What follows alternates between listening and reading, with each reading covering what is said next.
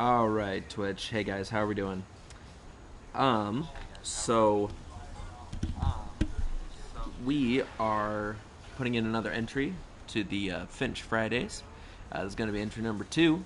We already covered Molly's story. We already did her bit. If you guys missed that, then you can go back and watch it. I put it as a fresh highlight on this Twitch channel. Um, the wife is doing some dishes right now, so that's kind of the background noise over there. But small apartment problems. It's all right. You guys can hear what we're doing here, so not a problem at all. So we'll just jump right back into it. Like I said, we finished Molly's story. Once again, you guys can watch the fresh highlight, Molly's little bedroom here. Okay, let's go ahead and get on it. So at the end of Molly's story, we found ourselves staring at this window, and there's a cat out there on the branch. Watch the first part, and you'll understand why the cat is actually an important part of the little bit of the story here. So let's continue on.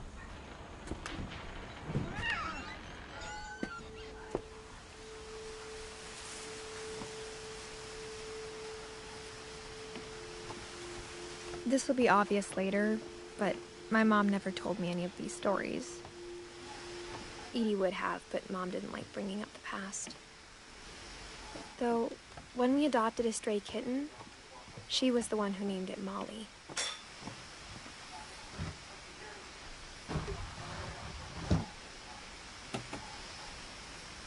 I spent a lot of time in Great-Grandma Edie's room.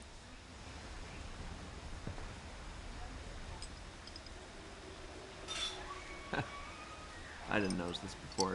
Grandma made little shrines for the pets. That's funny. I never noticed that when I played this through the first time.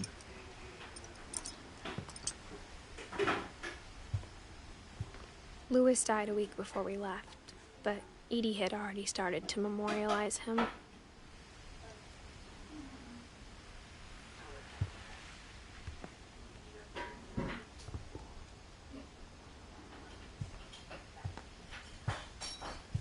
When Edie told people Sven was killed by a dragon, she could also have said he was building a dragon-shaped slide that collapsed.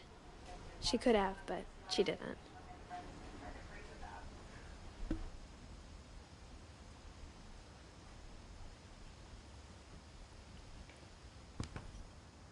Even in her 90s, sometimes Edie seemed a lot younger than my mother.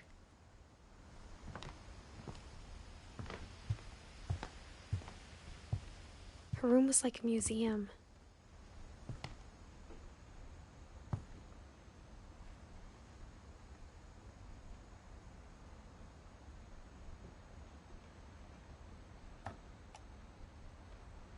For 500 years, the Finches have been famous throughout Norway for their fortune and misfortune. Odin Finch buries the latest victims of the family curse, his wife Ingeborg and their newborn son, Johan. On January 7th, 1937, he set sail with his family and his house, hoping to leave the curse behind.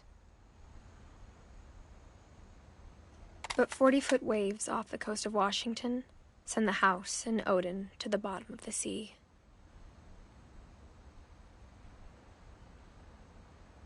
Odin's daughter Edie, with husband Sven and baby Molly, step ashore on their new home, Orcas Island. Odin Finch is the first to be buried in the new family cemetery. His daughter Edie is already dreaming of a new Finch house.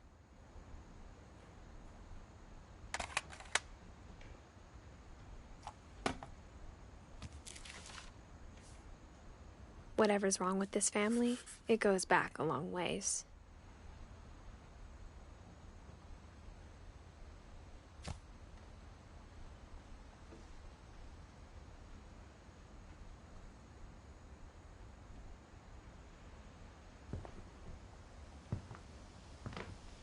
Edie knit me a new pair of gloves every year, just in time to replace the old ones.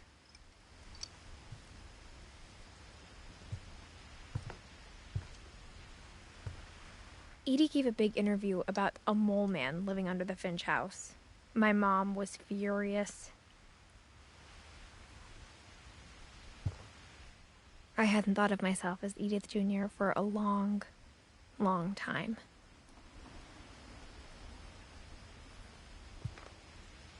One summer, they evacuated the island, but Edie refused to go. For a few weeks, she was a celebrity.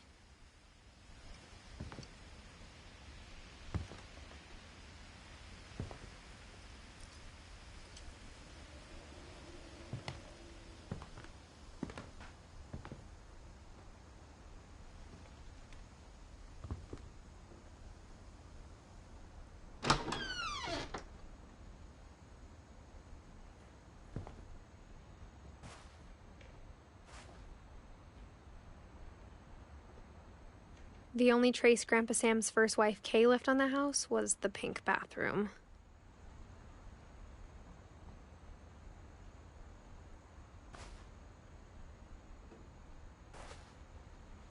It was a pretty big trace.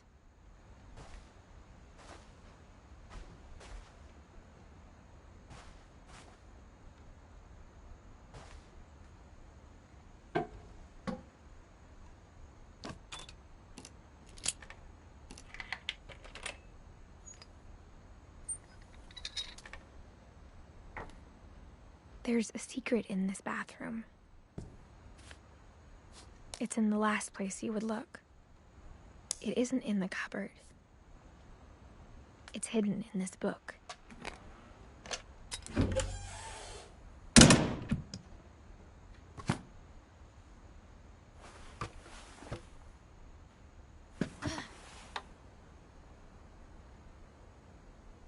Sven gave Sam an old camera he'd refurbished.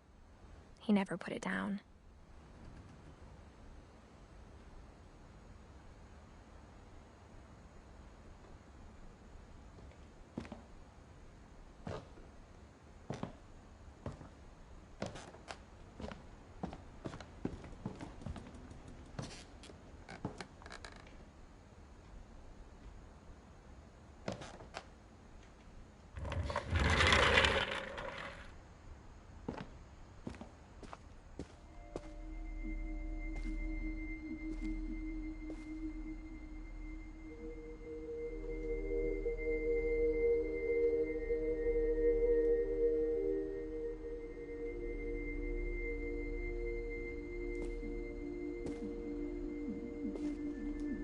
I knew Grandpa Sam had a twin, and that he never talked about him.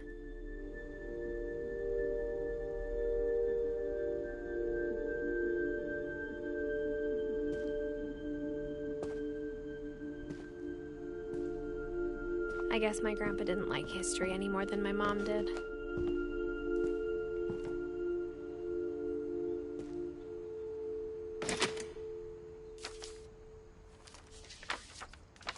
How I Want to Remember My Brother by Sam Finch.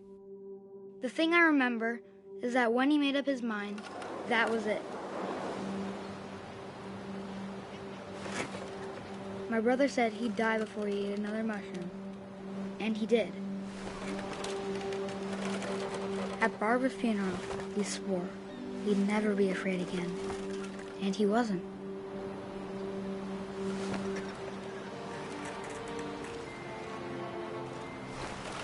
I think Calvin always wanted to fly.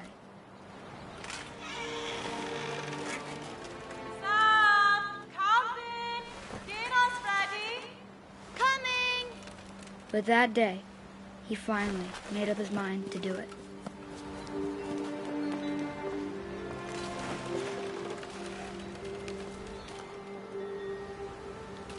I told him going around was impossible.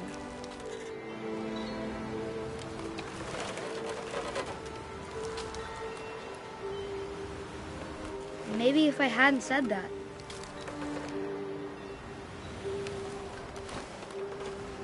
Calvin, I'm not gonna tell you again. Maybe if the wind hadn't picked up, then maybe he'd still be here. But I doubt it. I think he'd already made up his mind. That's what I want to remember about my brother.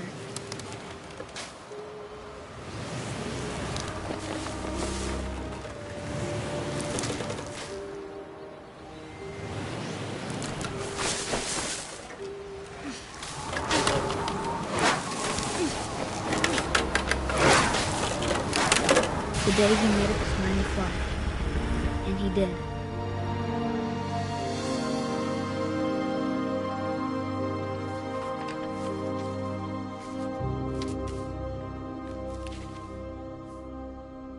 Calvin's story felt strangely familiar. When I was younger, I remember trying to do the exact same thing.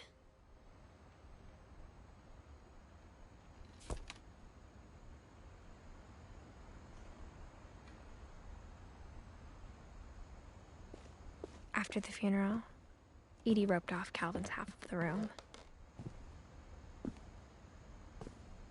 Mom said Grandpa Sam enlisted at 18 and never set foot in the room again.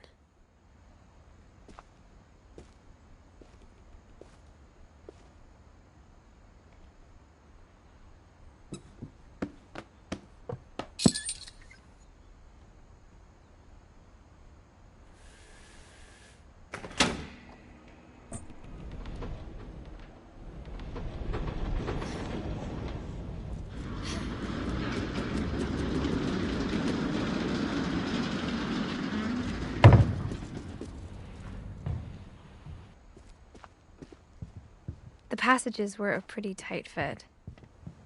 They'd obviously been built for smaller hands and bellies.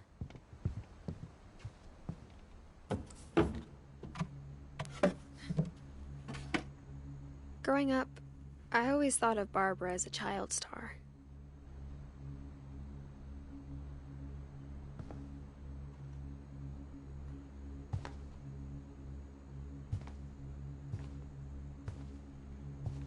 I never thought about how hard it must have been for her afterwards.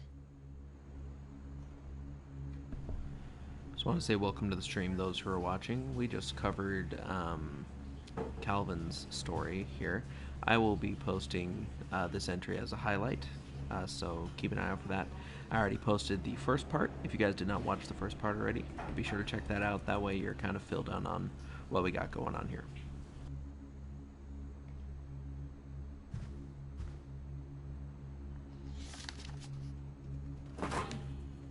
Of all the stories people wrote about Barbara's death, I'm surprised Edie saved this one.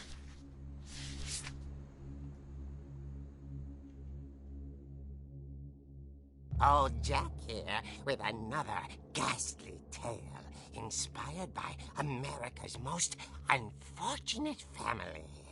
I'm calling it The Surprise Ending of Barbara Finch. As a child star, Barbara was famous for her scream. Now at 16, she was all washed up. A has-been. But in a lucky break, she'd been asked to perform her signature scream at a local convention for monster movie fans. It was just the boost her career needed. Unfortunately, her scream hadn't aged well. Getting better. I think you just need the right motivation. Her biggest fan and current boyfriend, Rick, was about to demonstrate when...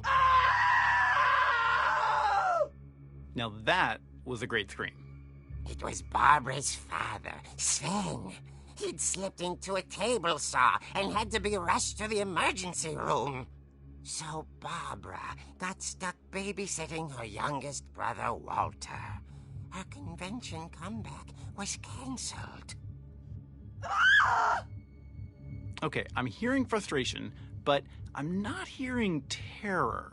What if I tried... A gang of hoodlums in Halloween masks have been terrorizing Orcas Island tonight. Police are urging residents to... That came from the basement. You're right! Also, I loved your delivery on that.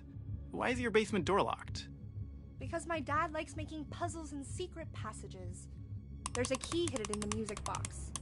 The secret is to keep winding and winding until finally the key pops out. Thanks, babe. I'll be back in a sec. 20 minutes later, Rick hadn't returned. So Barbara went to look for him, right on cue. She reached for the music box. And as she wound the key, she listened for Rick, but the house was silent.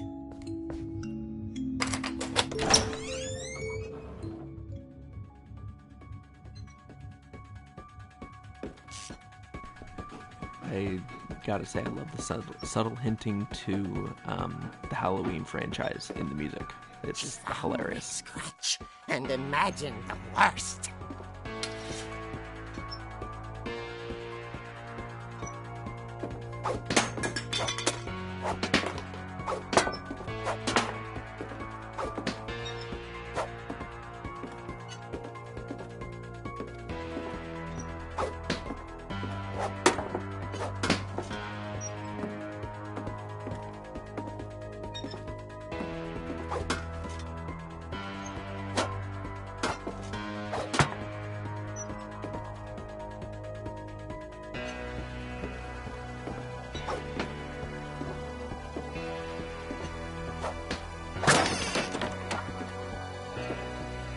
Leader is the infamous Hookman killer, Dr. Carl Hamill, who impaled and then ate his family 10 years ago tonight.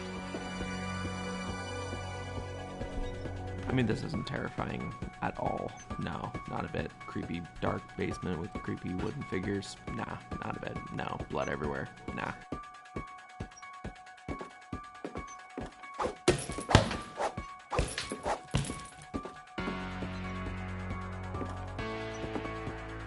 The old fridge rattled and grew still. Oh dear!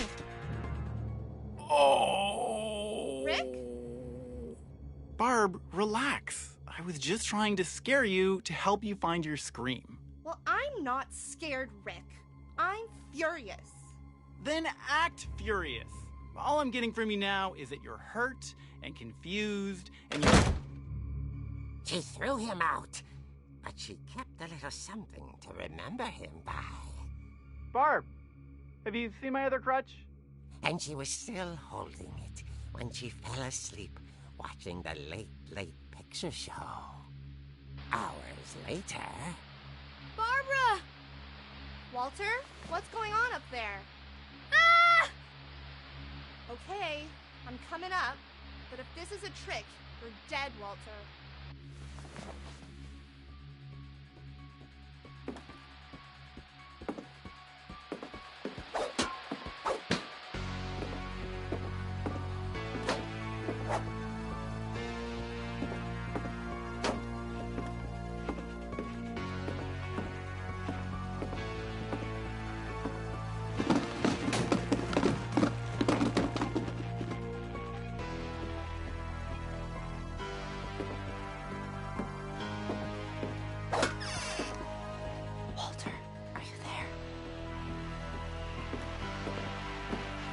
Walter had vanished, but his bedside radio was still on. Orcas Island police describe the man as 6 feet tall, with a steel hook for a hand. Residents are urged to lock all doors and windows and notify the police of any suspicious activity. Barbara turned, saw the hookman, and was speechless. He was quite smashing.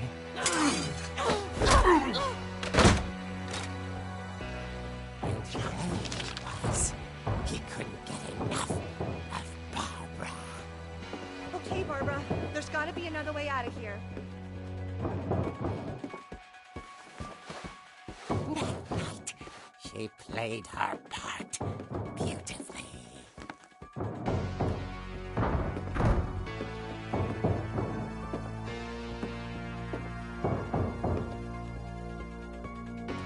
Molly's door hadn't been opened in years. The hinges groaned.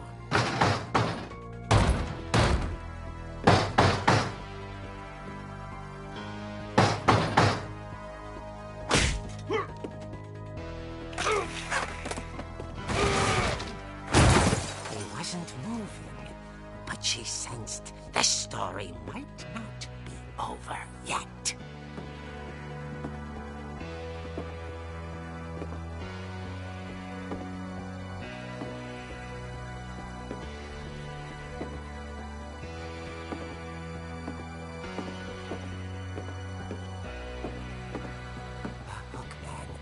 Vanished. She listened for his breathing, but all she heard was...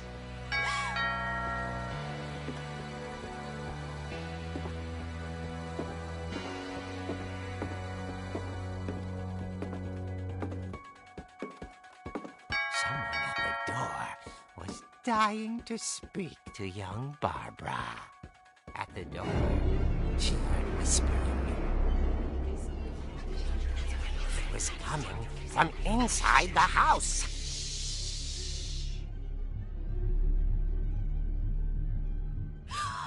Oh dear. Surprise!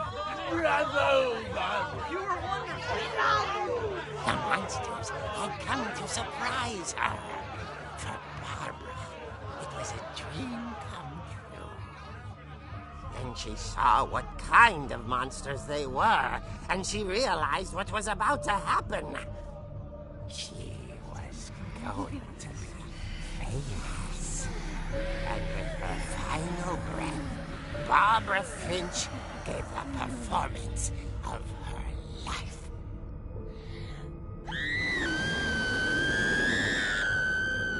I wasn't there myself, but I hear Barbara was magnificent. Poor girl. She had a taste for stardom. But unfortunately, so did her fans.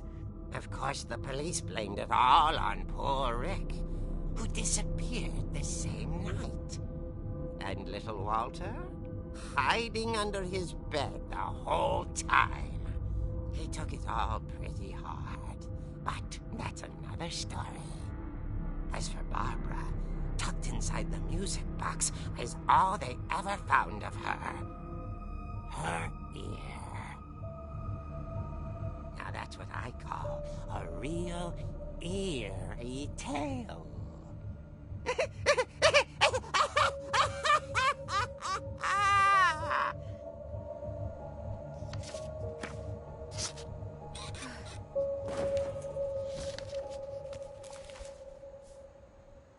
Edie told me all Barbara wanted was to be remembered, as absurd as that comic was. Maybe what Edie saw was a happy ending.